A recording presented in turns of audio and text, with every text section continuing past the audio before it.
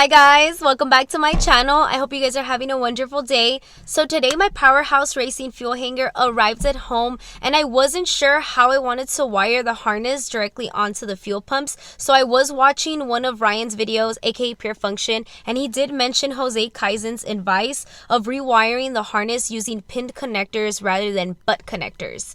And see, that idea right there, when I seen what he did with his fuel hanger, it definitely convinced me that that was probably the best way to go for my hanger. And I did contact Jose. He is located here in SoCal, and I asked him for some advice on what tools I could use or how can I go about that process. And he actually offered to help me out during this part of my build, and he said I was welcome to come to his shop. And he would give me a rundown, a very extensive, detailed rundown of everything that I needed to know as far as wiring goes. And also just show me around like all the tools that I can use. And pretty much just give me a really good explanation and kind of teach me about things that I really am not aware of. You know, I'm very new to especially wiring. And it's very intimidating to learn. But I definitely accepted the offer.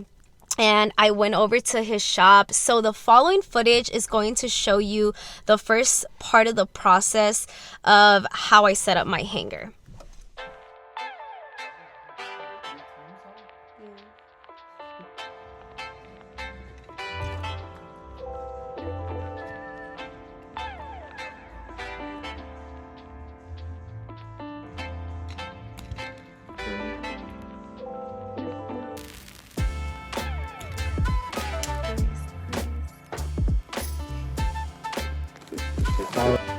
They have 12 and a 10 gauge wire. I believe this is 12 gauge wire. Okay.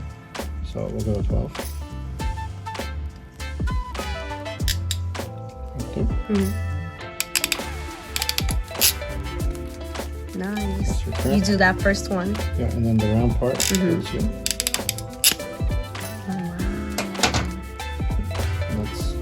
Pretty much it. I'll let you do another one. So in this first half, that fuel pump that you see in that hanger is actually not my fuel pump. It was another customer's fuel pump that we were just using for a test fitment, so he can show me how to do the connectors and pretty much like how to precisely measure so we don't leave it way too long and it's pretty much very nicely flushed. So the thing was that I ordered 2 Walbro 450s from Map Racing and they didn't arrive.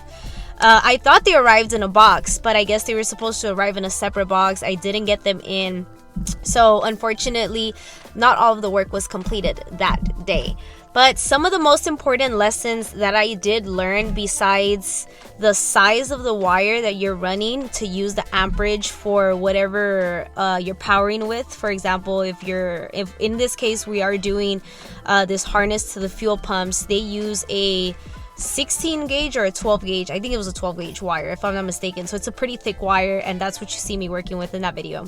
And it's very important to know that the size of the wire then connected from that harness onto the relay is going to matter a lot about how much power you are drawing from that amp from the relay. So it was pretty interesting. I was learning about that. Another very important lesson is the stuff that you are using to make these crimped wires, for example, like the pins and the connectors.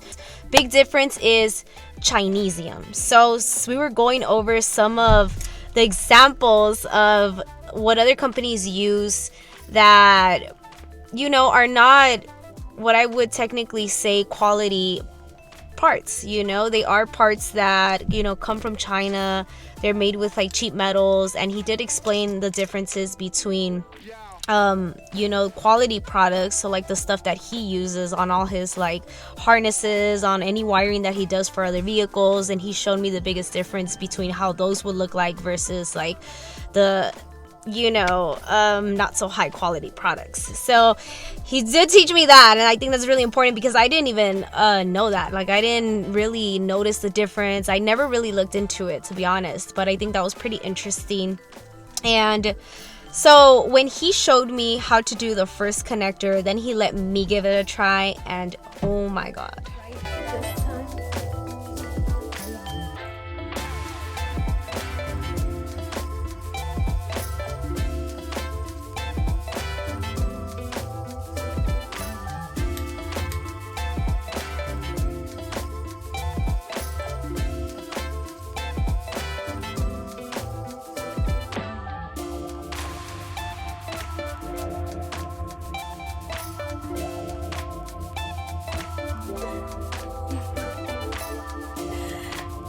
confidence. Oh my god.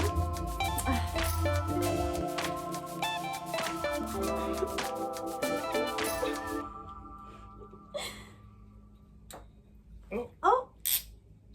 So I was struggling, and I remember trying out like 3 different pins, and on the last one I wanted to almost give up, and I couldn't crimp it. My hand was like so weak that day. I was very nervous also. I tend to be or get very nervous when I'm in a completely new environment and around new people, and you know, I don't feel I feel very out of place, you know, because I tend to do all of my work at home. So, you know, it was very new to me, and, you know, I was very nervous at that. So then I felt like I had no strength and I almost wanted to give up in the last crimp for the pin.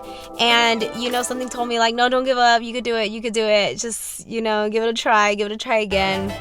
But the other times I kept telling him like, I can't do it. Can you help me out? And then he would help me out. So then I gave it a try the last time, and I got it the last time. So I was very proud of myself for that, because I didn't give up, but I wanted to. I guess this just comes to show you sometimes, like, just keep going and like don't give up, because eventually you're gonna crimp that pin. Right. Okay. But you can just do it like that. It's supposed to clip. It did.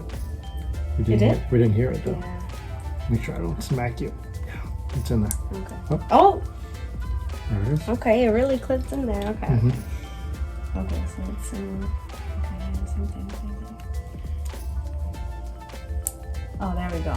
Okay. Mm-hmm. Oh, God. So just remember, the third one is the longest, and it's gonna be for a third pump in case.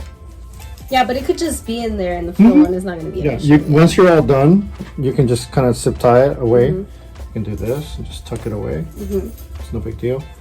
And then on these, don't forget to put a plug here to block it. Yeah. Because if you don't, all the fuel pressure comes in and it comes right out. Exactly. I've seen people do that. Yeah. Our lines are like it's been used with them, our lines, and I hate doing it because they don't work out. Our lines for what, vacuum? For all his wastegate. Oh. Isn't that when you usually do them? No, I use brake lines now.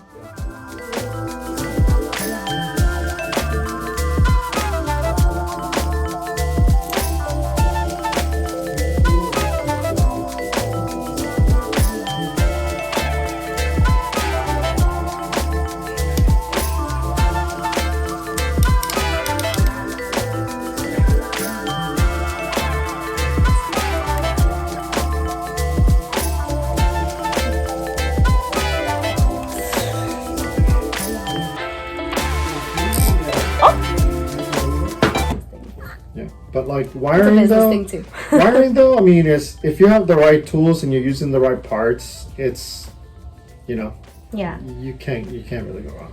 So you can actually put it on the wire, and then you can just slide the tool over it and then crimp it. Okay. Did you make sure you have enough wire exposed? Now in this one, you see how it's like perfect? That one was perfect. Okay, cool. I did that one perfect. Okay, this one might be a little too short. Yeah, this one.